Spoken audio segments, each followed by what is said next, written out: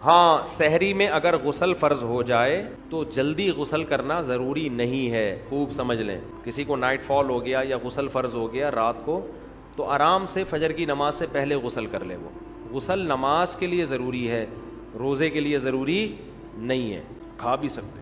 ہاں ابھی بتاتا ہوں. کلی تھوک نکلنے سے روزہ نہیں ٹوٹتا میرے بھائی. بلغم نکل لو اپنا ہو بشرطے کے، تھوک نکل لو، بلغم نکل لو، الٹی نکل لو، اس سے بھی روزہ نہیں ٹوٹتا. لیکن الٹی اگر منہ بھر کے ہوئی ہے فل اسپیڈ سے پھر اگر نکلیں گے تو روزہ ٹوٹ جائے گا. تھوڑی بہت جو کھٹی کھٹی آج کل سب کو ہی لوگ کہتے ہیں ڈکاریں آ رہی ہیں.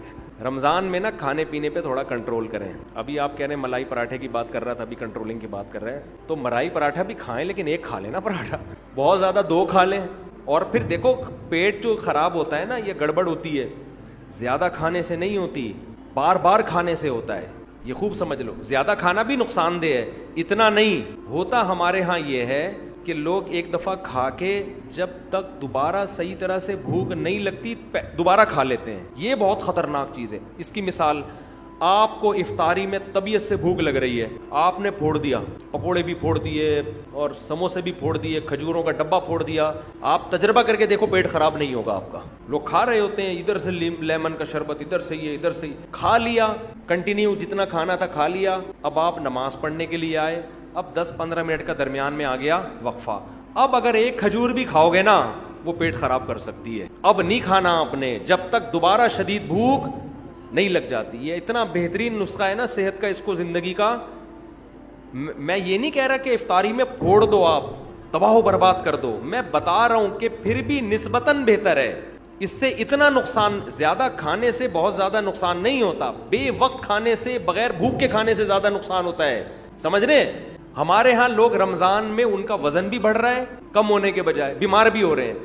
وجہ کیا ہے؟ افطاری میں کھانے پینے کے بعد نماز پڑھ کے آئیں گے، اب بھوک کم ہو چکی ہوتی ہے، میدے نے اپنے ورک شروع کر دیے، اب آ کے دوبارہ کھا رہے ہیں. پھر وہ دیکھ رہے ہیں، وہ میز کے نیچے سے پلیٹ کھینچی، 2 پکوڑے رہ گئے تھے، چلو یار.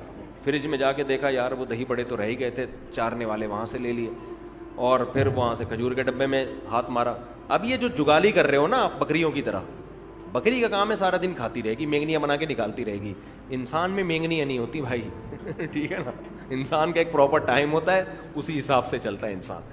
تو اب آپ سارا دن جگالی، اب کیا کرنا ہے آپ نے؟ افطاری میں پھوڑ پھاڑ دیا تو اس کے بعد اب نہیں کھاؤ. اب اگر شدید بھوک لگتی ہے تراویح کے بعد، تراویح کے بعد آپ کھا لیں. لیکن میں نے تجربہ یہ کیا کہ تراویح کے بعد بھی اگر صحیح طرح پیٹ بھر کے کھا لو تو پھر سحری میں نہیں کھایا جاتا. تو بہتر یہ ہے کہ تراویح کے بعد بھی نہ کھائیں. سخت بھوک لگ رہی ہے تو تھوڑا سا کھا لیں. سمجھ رہے ہیں؟ کتنا کھا لیں؟ تھوڑا سا، تاکہ سحری میں پھر تمیز سے کھائیں آپ. تو تھوڑا سا کھا لیں آپ، اور اس وقت بڑا مزہ بھی آ رہا ہوتا ہے. تراویح کے بعد چند کھجوریں کھا لیں، کچھ شہد کھا لیا، مدت ذلہ لا لیا، دامت برکاتہ لا لیا، جو فریج میں تھا کھا لیا. پھر جب آپ نے تھوڑا 2-4 نوالے لے لیے، جن کو چائے کی عادت ہے انہوں نے چائے پی لی، پھر آپ کو سحری میں ملائی پراٹھے کھاتے ہوئے مزہ آئے گا، اور وہ ہضم بھی ہوگا، وہ نقصان بھی نہیں دے گا. تو لوگ میرا پراٹھے اور ملائی والا بیان سن رہے ہوتے ہیں، یہ پوری ترتیب نہیں سن رہے ہوتے. یہ ایسے ہی ہے جیسے 4 شادیوں کا بیان تو سن لیا، حقوق اور عدل کا بیان آپ نے نہیں سنا. تو کھائیں، پراٹھے بھی پھوڑیں، ملائی بھی پھوڑیں آپ، لیکن شدید بھوک کے وقت پھوڑیں آپ. اچھا سحری میں ایک چھوٹا سا کام اور کر لیں، بالکل اینڈ پہ سحری نہ کریں، کیونکہ پانی کے لیے پھر پیٹ میں جگہ بچتی نہیں ہے، اور پانی نہیں پیو تو سارا دن گزارنا مشکل ہو جاتا ہے. تو آپ 1 گھنٹہ پہلے سحری کر لیں تاکہ 1 گھنٹے بعد پھر طبیعت سے پانی پی لیں. تو یہ بھی نہیں ہوتا تو جیسے چل رہا ہے ویسے چل لیں، زیادہ ٹینشن لینے کی ضرورت نہیں ہے. روزے میں خود ہی ایڈجسٹ ہو جاتا ہے. کچھ عبادت بھی تو ہے نا، اللہ بھی کچھ مدد کرتا ہے اس میں. رمضان میں شیطان ایک دھوکہ یہ دیتا ہے کہ آپ نے اگر روزے رکھے ہیں تو کون سا تیر مار لیا، ساری دنیا روزے رکھ رہی ہے. یہ شیطان کا بہت بڑا حملہ ہے. میرا معاملہ یہ ہے، الحمدللہ ہم سب روزے رکھتے آ رہے ہیں بچپن سے ہی. جب سے بلوغت کی دہلیز پہ قدم رکھا ہمارے گھر میں روزے کا معمول تھا، روزہ چھوڑنے کا تصور نہیں تھا. اب بھی نہیں ہے، پہلے بھی نہیں تھا، تو رکھتے آ رہے ہیں بچپن سے. بلکہ جب بالغ نہیں تھے اس وقت بھی رکھتے تھے. ہمارے بچے اب بھی رکھ لیتے ہیں. منع کرنا پڑتا ہے کہ بھائی نہیں رکھو، بچوں کو تو شوق ہوتا ہے کہ رکھنا ہے. تو الحمدللہ معمول ہے. لیکن اس کے باوجود میں یہ سوچتا ہوں کہ اے اللہ، میرے جیسے نالائق کو تو نے یہ توفیق دے دی کہ میں رمضان کے روزے رکھ رہا ہوں، یہ تیرا مجھ پہ بہت بڑا احسان۔ انسان یہ سمجھے اپنے بارے میں کہ صرف میں ہی گویا رکھ رہا ہوں، مجھے باقیوں سے غرض نہیں ہے وہ کیا کر رہے ہیں، میرے اوپر تو بڑا احسان ہے اللہ کا۔ ہم تو نالائق ہیں بھائی، عام دنوں میں ایک روزہ رکھنے سے پہلے 10 دفعہ سوچتا ہے انسان کل رکھوں کہ نہیں رکھوں، رکھتا ہے تو ایسا سمجھتا ہے جیسے آج ہم نے بہت بڑا تیر مار لیا کوئی، اور رمضان آتا ہے ہم جیسے مجھ جیسے نالائق کو اللہ توفیق دے دیتا ہے 29 یا 30 روزے رکھنے کی، 30 کی تو 15 سال ہو گئے، کوئی رپورٹ ہے ہی نہیں، 29 ہی ہوتے ہیں پاکستان میں، 29 روزے رکھنے کی اللہ ہم جیسے نالائقوں کو توفیق دے دے۔ تو بھائی میں تو اپنا معاملہ اللہ سے دیکھتا ہوں، تو میں تو یہ دیکھتا ہوں کہ میرے جیسے نالائق کو اللہ نے توفیق دی تھی، میں تو اس پہ خوش ہوں بھائی، میں تو اس پہ خوش ہوں کہ ہم جیسے تیسے ہیں، جتنے مرضی نالائق ہوں، او بھائی ایک روزہ نہیں، 2 نہیں، 3 نہیں، 4 نہیں، 5 نہیں، 6 نہیں، 7 نہیں، 8 نہیں، اللہ نے کتنے روزے ہم سے رکھوا لی، تو ایک دل میں راحت محسوس ہوتی ہے، خوشی محسوس ہوتی ہے۔ ہاں تھوڑا سا یہ خوف بھی ہونا چاہیے کہ ایسا نہ ہو کہ ہماری کسی بدعملی سے اجر ضائع ہو جائے، یہ خوف بھی ضروری ہے، یہ خوف بھی تاکہ اترائے نہیں انسان، لیکن اصل تو یہ ہے کہ یہ کیا ہے، نعمت ہے۔ ہمارے نبی صلی اللہ علیہ وسلم سے بھی ثابت ہے، ہمارے نبی اپنے آپ کو موٹیویٹ کرتے تھے روزہ رکھ کے، اپنے آپ کو موٹیویٹ کر رہے ہیں، اپنی حوصلہ افزائی کر رہے ہیں۔ کیسے حوصلہ افزائی؟ جب آپ صلی اللہ علیہ وسلم روزہ افطار کر لیتے، کیسے انسان کو خوشی محسوس ہوتی ہے نا۔ آج خوشی اس لیے نہیں ہو رہی کہ سحری میں 3 پراٹھے پھوڑے ہوئے ہوتے ہیں، پھینیاں کھجلے کھائے ہوئے ہوتے ہیں، بھوک ہی نہیں لگ رہی ہوتی، وہ تہ جو بیٹھنا شروع ہوتی ہے عصر مغرب میں جا کے، تو وہ جو ڈکاریں، اکثر لوگ مجھ سے رمضان میں یہ پوچھ رہے تھے کھٹی ڈکاریں نگلنے سے روزہ تو نہیں ٹوٹتا؟ ایسا لگتا ہے ہر آدمی کھٹی ڈکاریں ہی نگل رہا ہے سارا دن بیٹھ کے، کیونکہ ہر آدمی یہ مسئلہ پوچھ رہا ہوتا ہے کھٹی ڈکاریں نگلنے سے روزہ تو نہیں ٹوٹتا۔ ابے بھائی تو کیا ڈکاروں کے علاوہ اور کوئی کام نہیں ہے کیا؟ بہرحال یہ تو میں ایسے ہی کہہ رہا ہوں، لیکن جتنا مرضی 3 یا 4 بھی کھا لو تو بھی بہرحال انسان ایک مجاہدہ کرتا ہے، تبھی تو دنیا پرست آدمی ایک روزہ بھی نہیں رکھتا۔ ہٹے کٹے لوگ دیکھے ہم نے، ڈاکٹروں نے ان کو کہا ہوا بھی ہے کہ تم نہیں کھاؤ، تمہارے لیے کھانے کے علاوہ دنیا کا ہر کام تم پہ سوٹ کرتا ہے، پھر بھی روزہ نہیں رکھتے، ان سے نہیں رہا جاتا 2-4 گھنٹے بھی کچھ کھائے پیے بغیر، ان کو چائے چاہیے، ان کو گٹکا چاہیے، ان کو پان چاہیے، ان کو نسوار چاہیے، ان کو روٹی چاہیے، ان کو کچھ نہ کچھ جانوروں کی طرح جگالی کرنے کے لیے چاہیے کہ منہ گھومتا رہے ان کا۔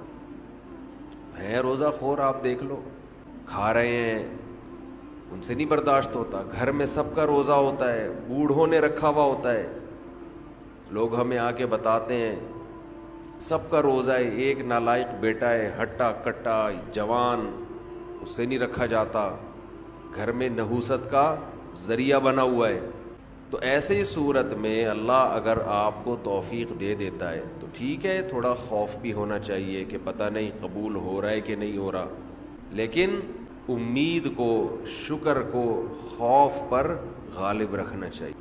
تو میں یہ عرض کر رہا تھا ہمارے نبی بھی اپنے آپ کو موٹیویٹ کیا کرتے تھے، کیسے؟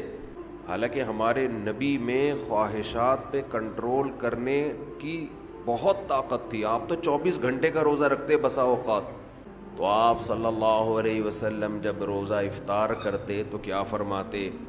ذہب الظما، پیاس چلی گئی، ذہب الظما، پیاس چلی، تھوڑی دیر کی ٹینشن تھی، ہمارے اللہ نے وہ پریشانی ختم کر دی۔